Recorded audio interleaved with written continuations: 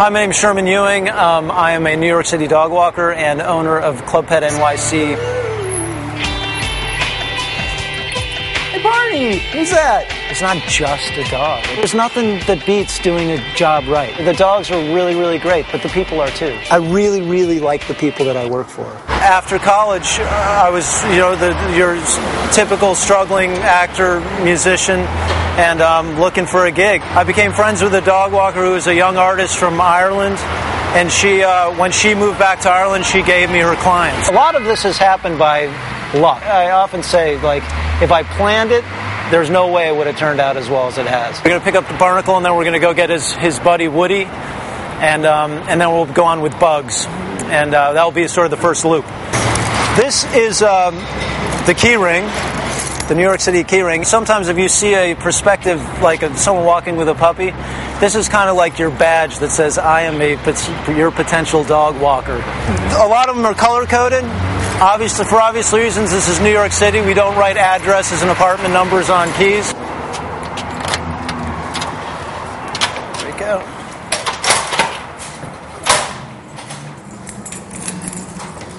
So the keys are a very interesting thing in terms of what we do. I'll get a call from somebody, and who I've never met before, and they will, I'll speak with them for 5-10 minutes on the phone in big, dangerous New York City, and then I will we'll arrange a meeting, and I'll give them a couple of references, and then I'll go meet them for 2-3 minutes, and then I'll say, keys to the apartment. Total stranger, right in the heart of Manhattan.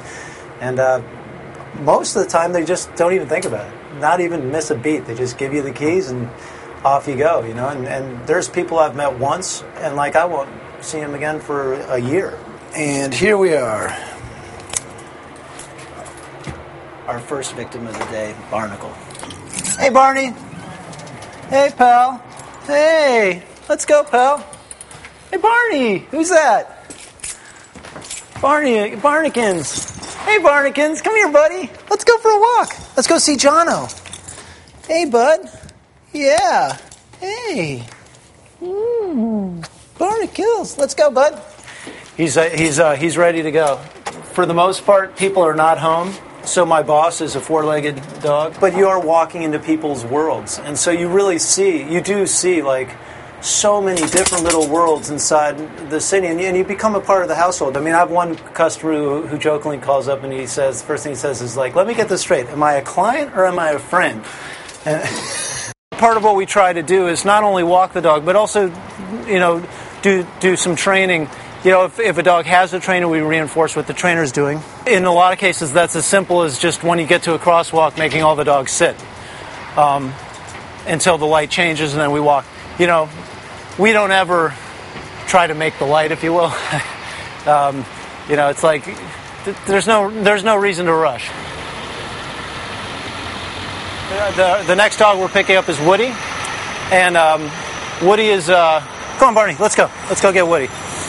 Woody comes out twice a day also. All right, my friends. Here we go. This is the Woody. Woodman. Have a seat. Good boy. Good boy. Barney, come on, pal.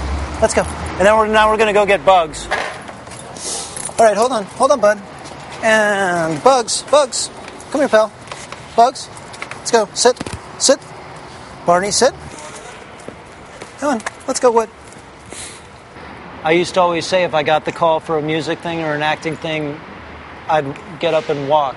And I don't think that's the case now. The more I get into it, the harder it is to think of not having it be a part of my daily life. In the first couple years, this is a very true fact. My foot size grew a size and a half. And someone said, is it true what they say about a guy with big feet? And I said, no, it's just because I walk 7 hours a day, 7 days a week.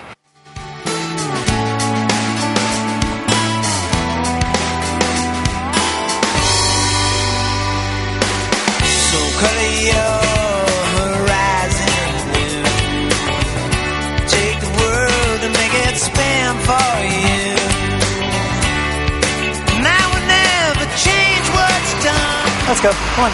Let's go. Prior to 1977, New York was like a minefield of dog poop. And then the Pooper Scooper laws came in, and introduced by Mayor Koch. A little club pet folklore is I have an uncle who was the first man arrested for not picking up his dog poop, and he was on the cover of the New York Times newspaper. It was in my genes to be a future dog walker in New York City. In New York City, everything's expensive. People hear that you pay whatever ridiculous amount of money you pay for a parking spot in New York. People pay for like a house with 30 acres in Montana or something, you know. When I first started, it was $10 a walk, pretty standard, sometimes 12, and that was 15 years ago. My main competitor down here, I won't name them, but they their prices are outrageous. And then they'll charge you double for holidays, and like Columbus Day is a holiday, you know. It's like Yom Kippur is a holiday. Every holiday that they can stick you with a double rating, double time, they will, and people pay it. You know, people pay it. Let's go, Barney. Come on, bud. Hey! Sit. Woody. I think what it was is Barnacle.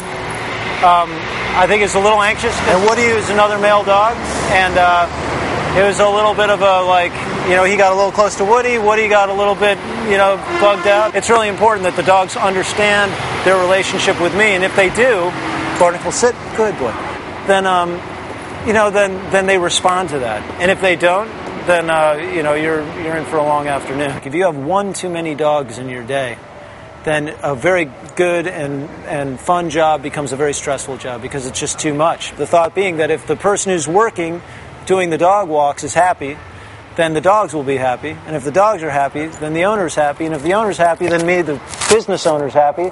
And then if I'm happy, the dog walker's happy. So everybody's happy, and that's sort of like the way we do our business, hopefully. If I have a friend who loses a cat or a dog, they'll usually get weepy, and they'll be like, I know it's just a dog. You know, but I just like, and it's like, it's not, you know, it's not just a dog. A dog is like total unconditional love, a total family member. They need you so much, and you need them so much when you build this relationship. One thing I've always done is I really made a point of not walking dogs right in the immediate vicinity of where I live. And that has been a very good thing, because when I go home, you know, I get a lot of phone calls, and I love hearing from my customers. I really do. I have very good relationships with my customers. You know, it's like I'm on the phone all the time, and I love it. But you know, when I'm home at night, I walk my dog. And my dog, and the funny thing is that I've never gotten home at the end of the day and seen my dog and be like, oh man, another walk. My dog just, you know, she's it.